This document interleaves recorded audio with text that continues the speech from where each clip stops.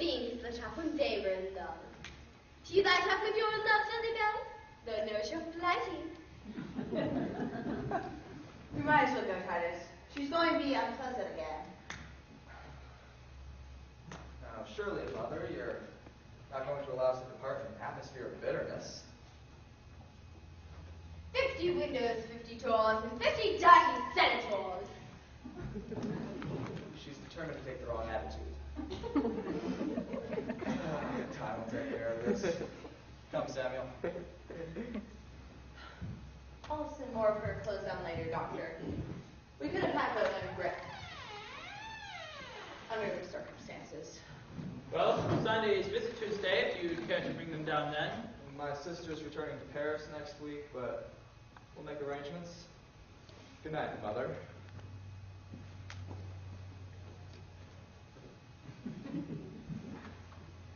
If there's anything you need, Mrs. Savage, Miss Wilhelmina will take care of you.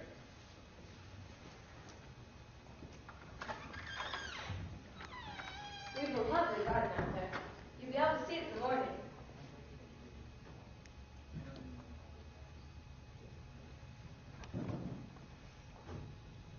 You know, as a child, I always said 30 windows and 30 doors. You've added 20 more dirty senators. It's a falsified exaggeration. It's foolish of me to try and irritate them like this. I only irritate myself. Well, I suppose it has to be exasperating now to be funny later. Oh, I noticed one of its eyes is missing. It must have fallen out in the office. I'll look as soon as I go. There's no need. It fell out last fall at the opera. I'd found it if the usher hadn't been so nasty about me lighting matches during the magic fire music. You know what this is, don't you? Suppose you tell me. It's a teddy bear. Surely you've seen one before. Not that big. Do you know what I do with it? I couldn't possibly guess. I sleep with it. Do you? Yes, I do, you. Are you going to talk to me as if I were an imbecile, too? Here, we mustn't be hostile. Of course not. You haven't harmed me. But can't you know why I sleep with it? If you'd care to tell me. I don't care. And I'll tell you. I get lonely. I'm too old to marry again and too fastidious to sleep with a cat. Then by all means, miss, take it to bed with you here. Would you care to take off your hat? If I'm going to spend the rest of my life here, I might as well. It's a mighty soft hat. A 10-cent piece of salt and 3 chicken feathers. $85.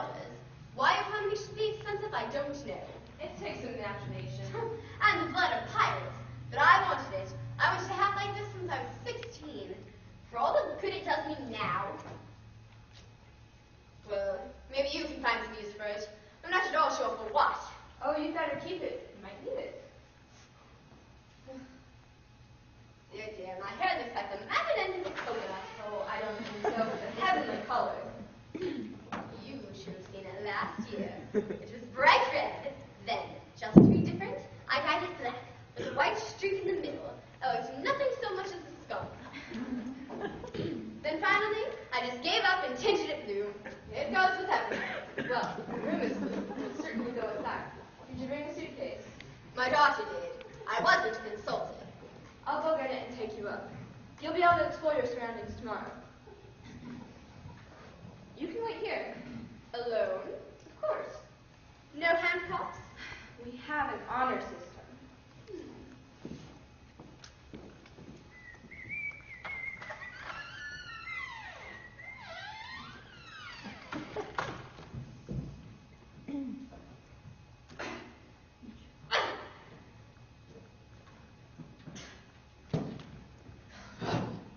Honor system indeed.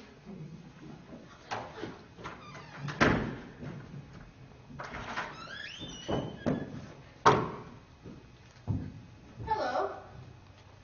Miss Woolley says the wall is only there to keep the world outside. Corny, isn't it? Oh! It's alive!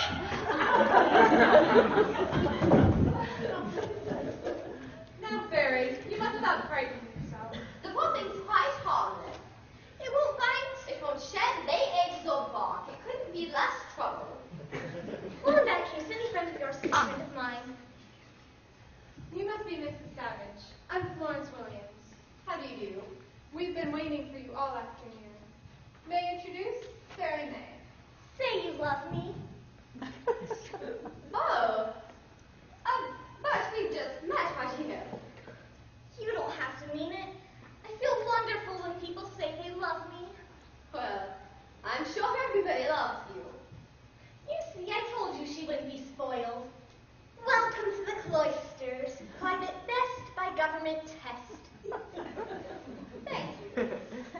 And this is Hannibal. And this is our Mrs. Patty. How do you do, Mrs. Patty? I hate everything in the world. First of all, I hate lightning, skunk cabbage, custard, mustard, spider, blisters, girdles, mice, bees, keys, ragweed, florpole, rhubarb, barnacles, bats, broken glass eels, crumbs, drunks, trumps, tombstones, gobstones, salt, and fun! Why don't you like rhubarb? Mrs. Patty won't answer you, Mrs. Savage. She'll only recite the things she hates. Sweet but stubborn. Mrs. Patty stopped talking about 20 years ago. Oh, why? She got mad. Her husband told her to shut up. And she did. She gave up conversation for life. But she's only giving up electricity for Lent.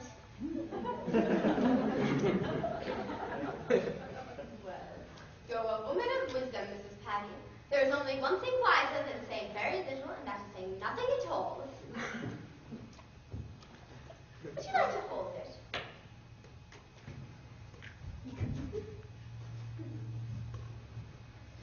She likes you. I like her. Oh, you haven't met Jeff yet. Come here, Jeff. Please excuse my left hand. Certainly. Is this a true thing? Jeff's face is scarred, and he likes to spare people. Well, if you needn't spare me, I have to look at myself in the mirror every morning. Dr. Emmett refused to look at our advantage. Well, we have to give her our doctors once in a while. And now you have met everyone. We're a small group in this wing, and we hope you find us comfortable to be with. But Mrs. Savage hasn't met everyone.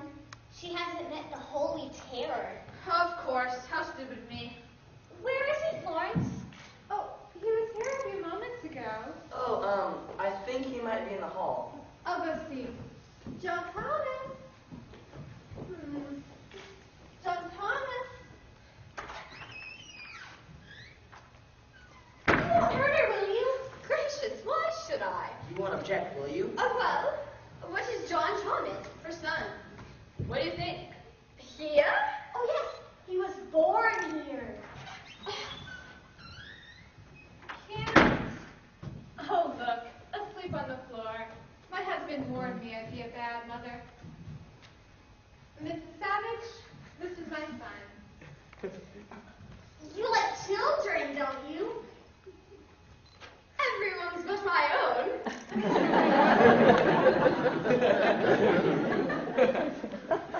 How old is he? 5. He's big for 5 months. No, 5 years. I meant years. Will you excuse me now? I have to put him to bed. He has the measles. I do hope you won't catch them. Excuse me.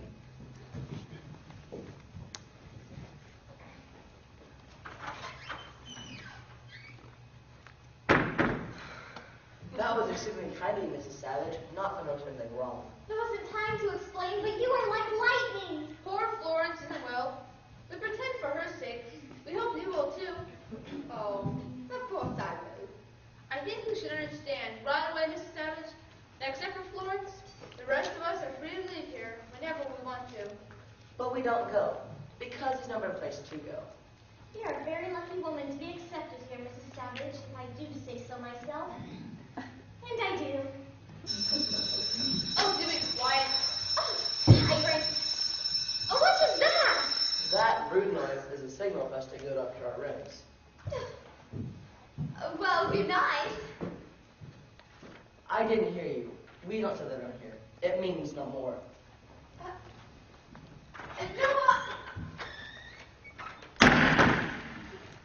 No more what? Well, there's no more so much. Don't let Jeff's marriage disturb you. His plan was shot down in the war. He hasn't quite recovered yet. Was his face going badly? Oh, not at all. Jeff bailed out, but he wasn't the only one. He lost his crew. His scar goes deeper than we can see. Surely you've guessed by now that Hannibal and I are the only ones here free to leave. We couldn't tell you in front of the others. We pretend to save their pride. Oh! Oh, I'm sorry, Mrs. Patty. I forgot you were here. I didn't mean you anyhow. Oh, I can tear my tongue out. Please excuse me. I have to go apologize or she'll sulk.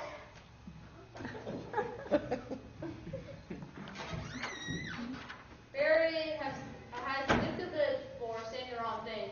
I should think it'd take a lot of doing to apologize to someone who won't talk and sulks anyhow. You'll get used to Mrs. Patty.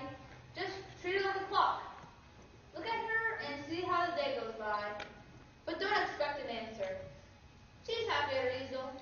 Oh, is she an artist? I don't know whether she's an artist or not, but she paints A portrait? seascapes, which is odd because she's never been to the ocean. I forgot to warn you, Mrs. Savage. Stay awake! If you go to your room, don't sleep! What was that about not sleeping? None of us lives here. Where do you sleep? We don't. Oh, we go to our rooms. We agreed that in principle, but we never go to sleep. We never close our eyes. When you go to sleep, today ends. And when today ends, tomorrow begins. Today, we're safe. Tomorrow may be filled with disaster. You can't catch up, sleepy. Could anything be simpler? Not much. Today's only the surface easy. Hannibal, you heard the buzzer. Why aren't you in your room? I am in spirit. And as everyone says, it's the spirit that counts. Remember, fight the night. Good day. All coming to see you. Well, there was a Mrs. Patty and 4 others who have no business being here at their age. I quite agree. Do you think I belong here? We are understaffed, Mrs. Savage. I'm kept too busy to have any opinions. I'd like to know what they told you about me. Was there anything to tell? Did they mention my memorial fund? Not me. Then they probably told you that my husband's death affected my reason. That would be understandable. But untrue. Why? Weren't you happy with your husband? I married Jonathan when I was 16 years old. I loved him from the moment I met him until the moment he died. Do you know what that meant? I think so. No, you don't, my dear. It meant that my only aim in life was to make him happy, to want what he wanted, and to anticipate what would please him. That meant that all the other things I'd always wanted had to be forgotten. But surely you have no regrets. None. While he lived. But after Jonathan died, I remembered all the foolish things I'd always wanted to do. And what had you always wanted to do? Things that would have shocked poor Jonathan. Such as dyeing your hair blue. That. And studying French. And ballet dancing. And people. As a girl, I'm sure I would have been a great actress. So, with no responsibilities and time running out, I decided to be one. But don't you think you waited too long, Mrs. Savage? I do indeed. Had I been a fool in my youth, no one would have noticed in my old age. Oh, I would never confuse all of Mrs. Savage. Well, having learned once again the importance of unimportant things, I decided to help others have the foolish things they'd always wanted. And how are you going to do that? By establishing the Jonathan Savage Memorial Fund, a foundation for giving away money in memory of my husband. And that insane idea brought me here. Well, you won't have it too because of fear. Shall we go up to your room now? Well, at least there's one thing I learned from my French lessons. What's that? What I am. A mort canard. That's dead duck, I think. No, it's not as bad as that. Oh, yes, it is. Someday you'll realize that a great injustice was done me. You know that I was always quite sane. But here I am, and Hitler tries to keep me, with my few foolish years taken from me. And if people would walk around the edge of the carpet once in a while and say them wearing out in the middle.